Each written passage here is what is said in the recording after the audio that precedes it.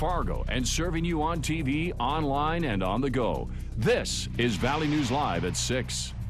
It's going to be devastating to a lot of people. I mean, there's going to be presidents of companies and, you know, the whole 9 yards.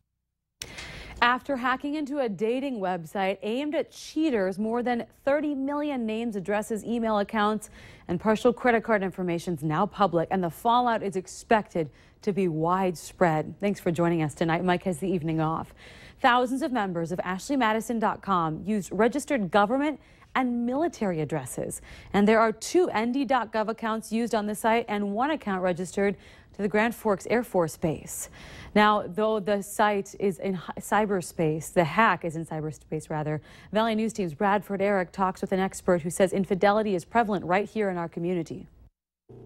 The spy shop on Main Avenue in Fargo is no stranger to a wandering eye. Unfortunately, in this day and age, it's easy to cheat. Don Fisher sells all kinds of equipment the average person can buy to get proof their significant other is not being faithful. It's so important to make sure you're 100% sure before you go ending your relationship, accusing them of something, and these are ways of hopefully doing that. Fisher's familiarity with cheating extends past the countertop too. He's been cheated on.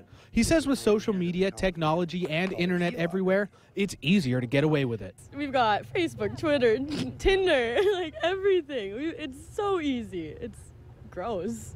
It really is. Shelby Hennessy agrees, saying the potential to cheat is right at your fingertips. She says she's been cheated on. It sucks, I guess. I don't know. It doesn't feel great, I'll tell you that. She says many of these people who had their information leaked somewhat deserve it. Karma. I guess I'm a big believer in karma, so yeah. Hennessy says trust is paramount when it comes to relationships, and if you violate that, it's bad news. Don Fisher says the same thing, adding always think twice before entering your personal information into a website. Bradford Eric, Valley News Live. And late today, there were reports that the hackers who released this information are not done yet. Word is they released more information today in an information dump that's twice the size.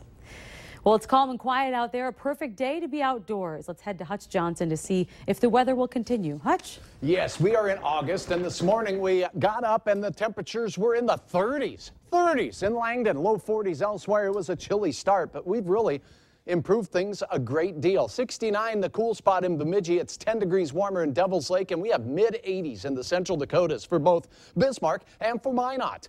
A few showers up in Manitoba. They're working their way in our general direction. I don't think we have any raindrops to worry about in the FM area. Go outside and enjoy light winds and perfect conditions and some comfortable 60s late tonight after sunset.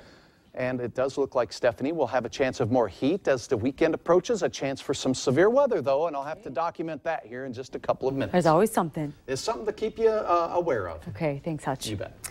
The Cass County Sheriff's Office is warning the public about some scam phone calls that are hitting the valley. Today, they received multiple reports from concerned people saying they received a phone call from Chief Deputy Rick Majerus. The caller claims there is a warrant for your arrest and you're failing to appear for jury duty. Now, the calls originated from 2 phone numbers. First is 701-204-3736. The second is 701-219-3914. If you receive one of the calls, you're asked to call the Cass County Sheriff's Office. The number is 241-5800. Parents of 2 Moorhead boys killed in a pickup rollover on I-94 near Fergus Falls in June are putting up $10,000 for information about a semi that may have played a role in the crash. Zach and Connor Kowalvog died, and 2 other students, one from Park Christian School and the other from Mississippi, were hurt. They were headed to Wisconsin for basketball camp. The State Patrol said early in the investigation that it was looking for a semi that might have been a factor in the rollover. Well, if you've been pulled over recently, people might be watching your traffic stop live on the internet. Fargo police are using Periscope, an app that lets you live stream video. Now, as you can see, they've already broadcasted some traffic stops near NDSU in hopes that people will slow down. Police say it's a way to educate and connect with the community, but others say they don't think it's going to work, and they don't like the idea of being in the public videos since you can see license plates. We know that it's live broadcasting, and once it's out there, it's out there. So we're going to be very, very sensitive about that and how we use it. So you'll see us evolve with it. We're going to learn from it just like anybody else. So we may make a mistake or somebody might not like it, but we by all means, we'll man up to it, and we'll make sure we fix it. And we want to make this a positive experience for us and for the community. Fargo police say with all the cameras pointed at the police, it's nice to show it from all angles.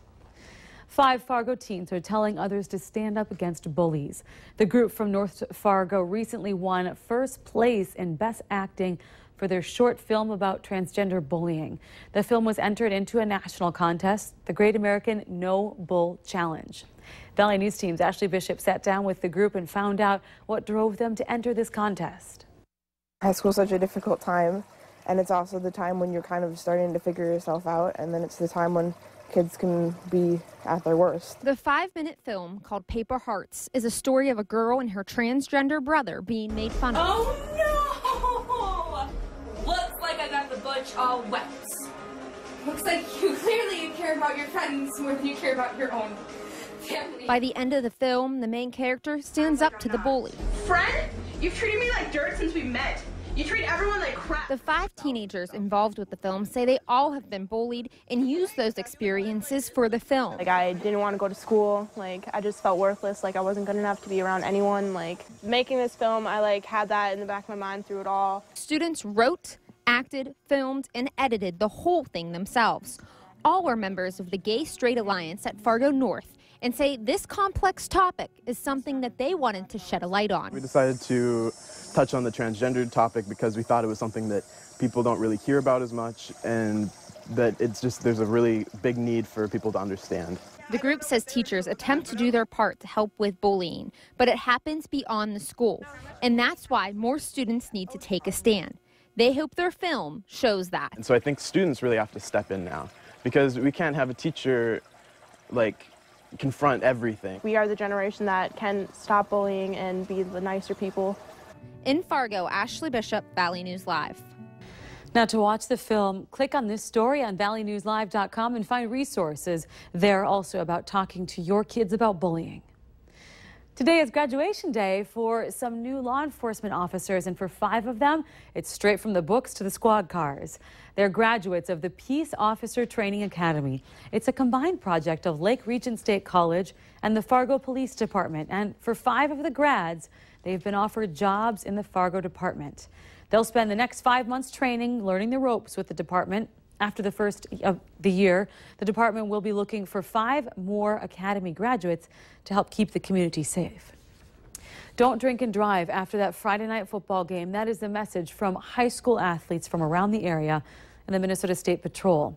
The Highway Patrol reminds us the fall sports season's here, and with that comes a drunk driving education and enforcement program. It starts tomorrow. They say a key message in this campaign: speak up and refuse to let an impaired person behind the wheel. The Highway Patrol says more than 300 law enforcement agencies are involved in this latest effort. Walk Grand Forks. It's a new campaign to improve your health and help you discover some new things to see and do in downtown Grand Forks.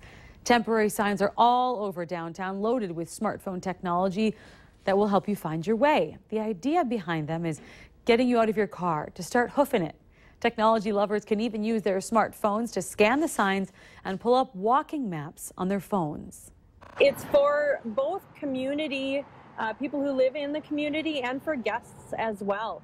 You know, there's a lot of people that may not know we have a free little library in downtown, or maybe they haven't gone to some of the neat places that we have downtown for coffee. It's information that can also help you set up a walking program for you and your family on the miles of hiking and biking trails in Grand Forks. And for stories like this and many more, like Valley News Live on Facebook. You can follow the latest news, weather, and breaking news updates anytime on your feed. Just search Valley News Live, like our page, and stay informed throughout the entire day. Later at 6, a local teen gets the surprise of a lifetime today.